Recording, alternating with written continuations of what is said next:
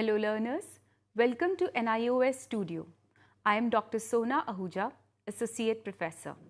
Today we will talk about nature of assessment of mathematics learning. And here we would try to answer these questions. What is the nature of mathematics learning? What are the principles on which assessment of mathematics learning is based? And what is the criteria of good assessment? So let's address the first question, what is the nature of mathematics learning? In order to answer this question, we should know that at the early stage of schooling, it is very important that student is involved in the process of learning and he is actively interacting with the immediate environment. For example, in this image, you can see that rather than just teaching numbers 1, 2, 3, 4 to a learner, we give them objects so that he can relate the number concept with the objects. And yet another image, you can see that students are actively engaged in the learning process and they are playing with the images, with the 3D images. So, while teaching, we have to ensure that students see, they visualize, they do what they learn. And the next important thing is that we should move from concrete to abstract. We have to give them concrete learning experiences. So while teaching the fundamental operations of mathematics, how to add the numbers, give them the objects, ask them to add the objects and then give the symbols to those objects. Symbol to 3 objects, symbol to 2 objects and the sum of the objects. Thus, if they visualize what they do, then the learning becomes easier. And in another example, again you can see here that when we give fractions, the concept of fractions to the students, 4 by 8, 2 by 4, 1 by 2, these are just symbols which are formed in the mind, but they would learn easier if we make them visualize the symbols.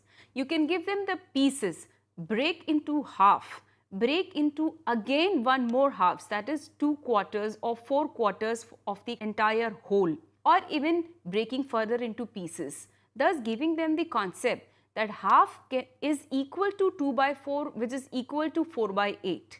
Thus the concept of fractions can be given to them by making them visualize or perform the activities related to mathematics.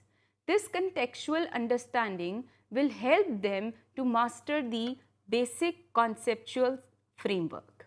Now let's address the second question. What are the principles on which the assessment of mathematics learning is based? The first principle states that assessment should reflect that mathematics is an important subject for students to learn, and this is called the content principle. It is important that students should realize how significant mathematics is there in their lives.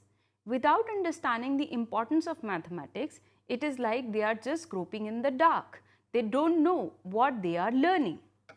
So, they should be able to know what they are doing and then they should be able to do also. This is what the content principle states.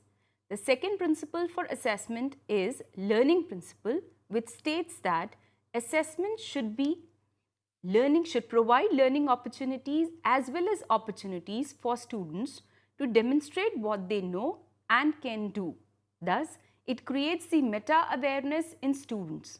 Once they know what they know, they can move ahead.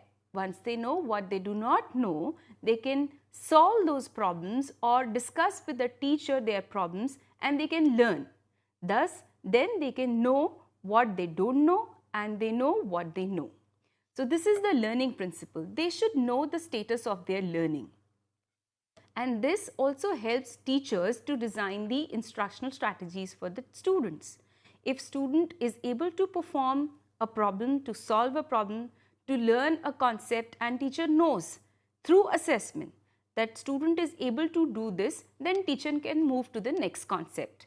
And once teacher realizes that student is not able to perform this, then teacher can repeat the concept or redesign the instructional strategy. So, the learning principle states that assessment should be such that teacher should be able to make instructional decisions. Thus, it should support good instructional practice rather than just grading the student. It also states that the assessment should not be at the end of the course. It should be routine part of ongoing classroom activity. Like, it should be that teacher should ask questions while introducing the lesson, while developing the lesson, while recapitulating the lesson. In summarizing also, teacher can involve students, and their teacher can assess whether student is able to follow the taught content or not, whether student is able to learn what is being taught in the class or not. So it is not necessary that assessment has to be summative, but it should be formative in the true sense that on daily basis and every moment basis in different phases of teaching, learner is assessed. This is what learning principle states. The next is the equity principle, which states that assessment should support every student's opportunity to learn important mathematics.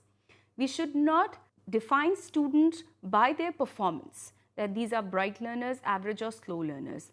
But teachers should believe that every student has opportunity to learn maths and every student can learn mathematics. This is what is the equity principle, that we do not divide the students based on their performance. Also, it states that assessment should be a means of fostering growth toward high expectations rather than just a filter used to deny students that the opportunity to learn is not for them. They should not be denied the opportunity to learn.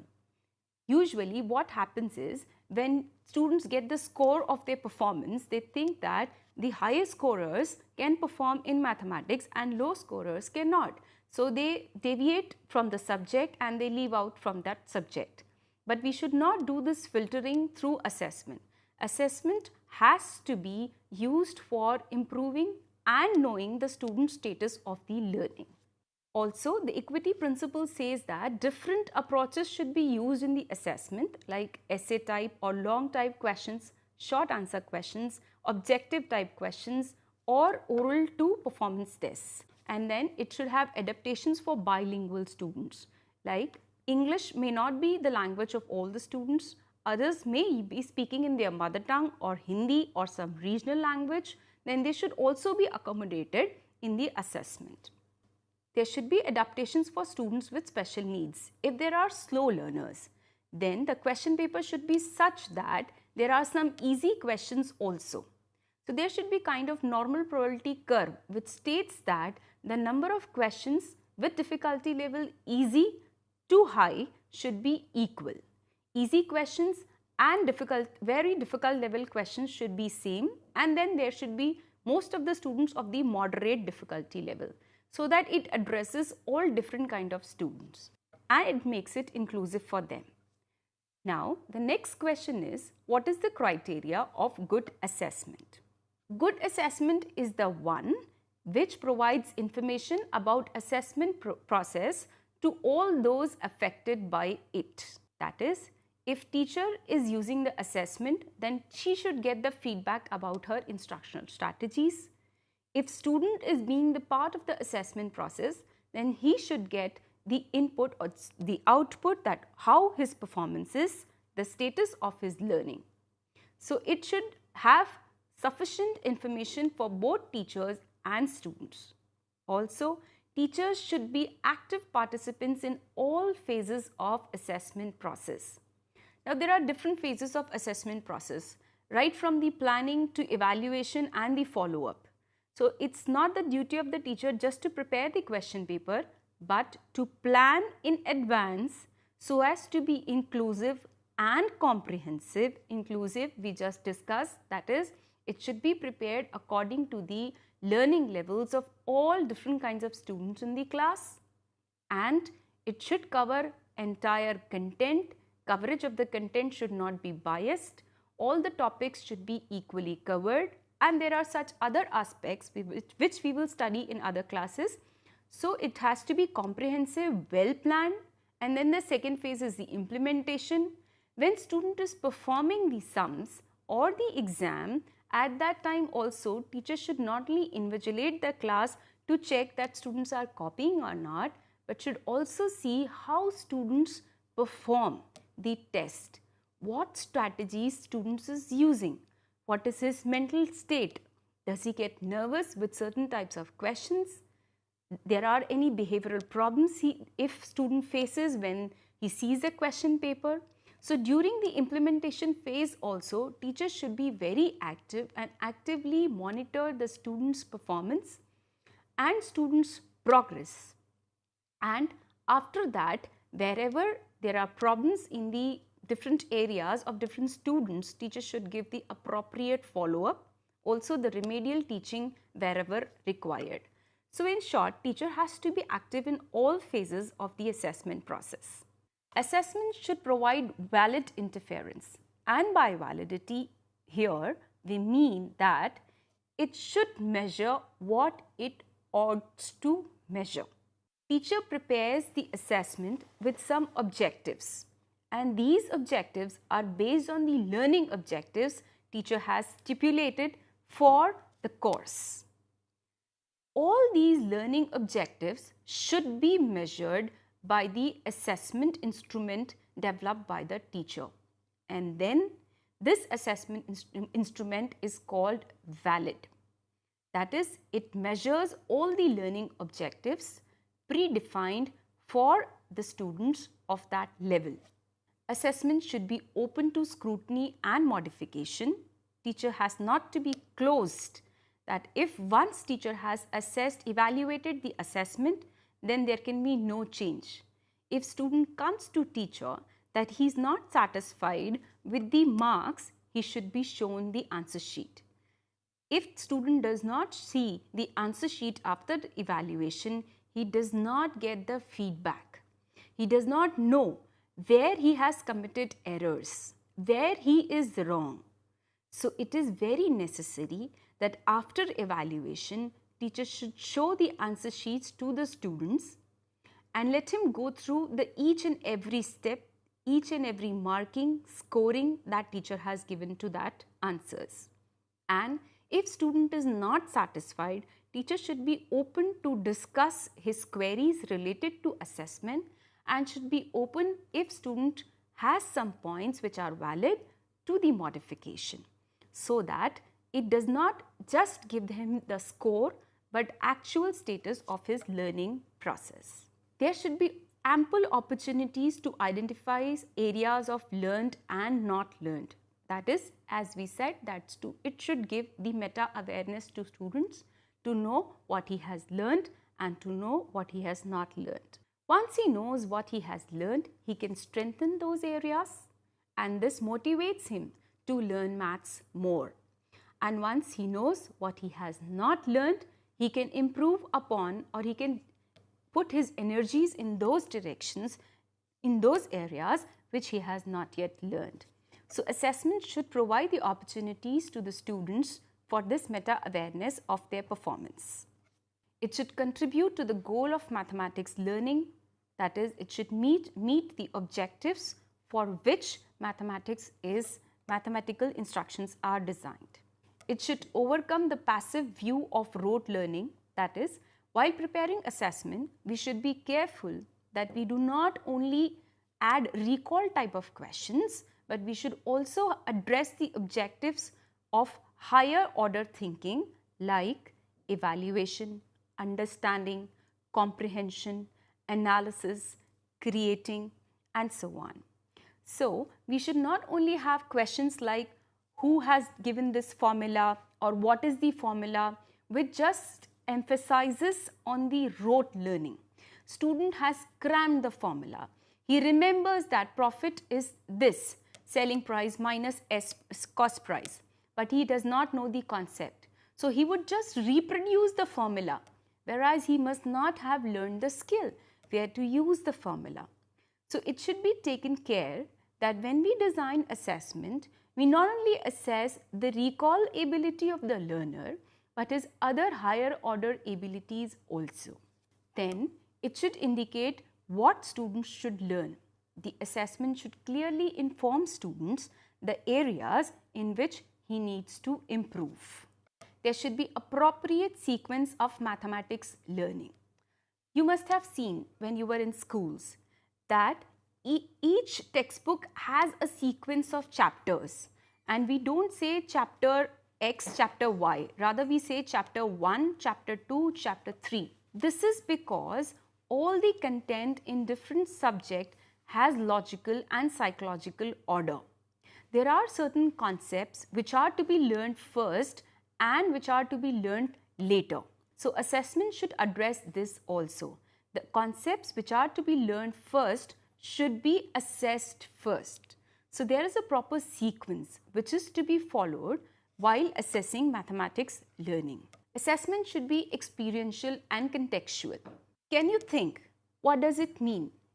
When we say experiential and contextual, it says that while assessing mathematics learning, it should be kept in mind that the problems which we give to the students relate to their real life, so that they can think of the applications of the concepts that they have learned. For example, you teach them major sector and minor sector. So just asking them to define major sector or minor sector, or maybe just drawing major sector and minor sector will not suffice. You should give them for example, you can draw a clock and then say that draw a major sector and minor sector out of it, so that we can paint the major sector and this can give a good design to us. So thus he can relate the concept of sectors that he is learning through the problem. So assessment should also provide the opportunity to experiential and contextual learning. It should move from concrete to abstract rather than just directly giving the symbols or the abstract mathematics. We should start with the algebra. We should start with the concrete learning where they can visualize. Certain topics cannot be visualized so easily, but there are certain others wherein we can give good examples. For example, when we say sine theta, cos theta, these are just numbers when student learns trigonometry first time. So we should not directly jump to this. We should start with triangles, the ratio of the sides, that gives them the concepts of sine and cos, and then gradually move to the angles of trigonometry or trigonometrical ratios and the identities. So it is important that we move from concrete to abstract. The assessment should cover orality to performance activity to written. That is, assessment should be comprehensive in the sense different type of assessment tools, variety of assessment tools should be used, so that all different types of abilities of students are assessed. Along with the oral tests and the written tests, there should also be performance tests wherein student is able to handle the equipment, the models, the 3D shapes of mathematics and perform some activity that reinforces him and makes the assessment more interesting. Now let's summarize by saying what are the objectives of good assessment of mathematics learning. It has two main dimensions. The first is it should enhance mathematics learning. If I know that I score 5 out of 10 in mathematics, it is of no importance to me. 5 is just a number, and 5 out of 10 signifies that I have learned 50% of the concepts. But it does not tell me what I have not learned.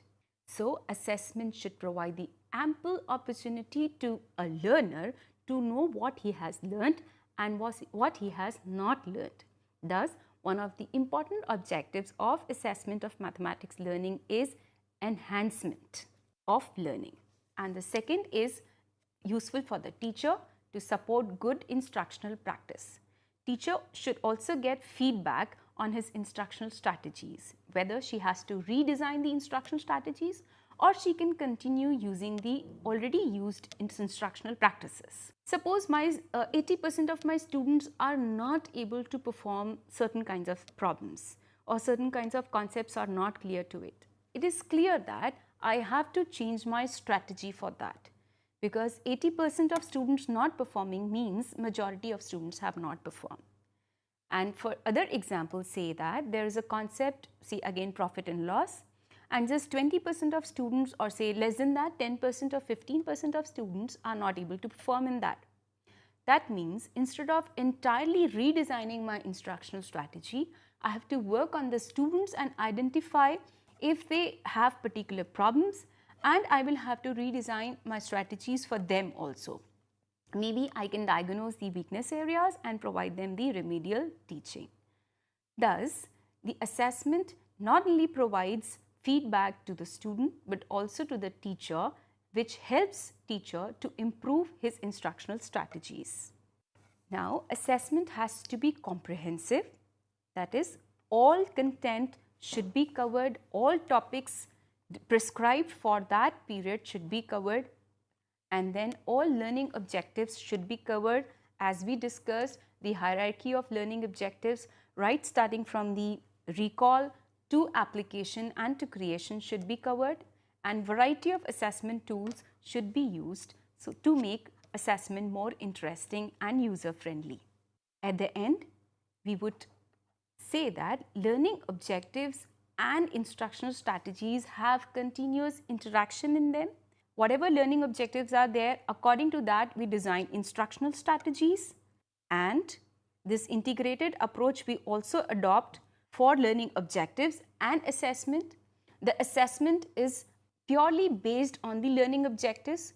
For example, right now we discussed that if our learning objective is student will be able to define, student will be able to construct, student will be able to solve, then accordingly our assessment questions would be. So we have to follow integrated approach, and this integration has also to be there in learning objectives and the assessment. Assessment is purely based on the learning objectives. Our assessment tools and items depend on the learning objectives. For example, the learning objectives are the student will be able to define, the student will be able to solve, the student will be able to construct, then accordingly I can select the tools. And assessment in turn provides the feedback to the learning objectives that whether the learning objectives are achieved or not. So these are again interrelated, and the third interrelation is among the instructional strategies and the assessment. Assessment also gives feedback to the instructional strategies. Thus, all three concepts, learning objectives, assessment and instructional strategies, are integrated. And in order to be assessment to be comprehensive, teacher has to see to it that all three go together and we adopt integrated approach. Learning objectives should tell us how the assessment should be. Assessment should give feedback whether learning objectives are achieved or not. Then learning objectives should be the base for instructional strategies, and instructional strategies should be designed on the feedback of the assessment, and assessment should tell us what kind of instructional strategies we should design for the learner. So this will help the student to self-monitor and to self-regulate his learning. So let's see whether you have understood what we discussed or not. Try to answer these questions for self-evaluation. What are the objectives of assessment of mathematics learning? What are the principles of assessment of mathematics learning? What is the nature of assessment of mathematics learning? Thank you.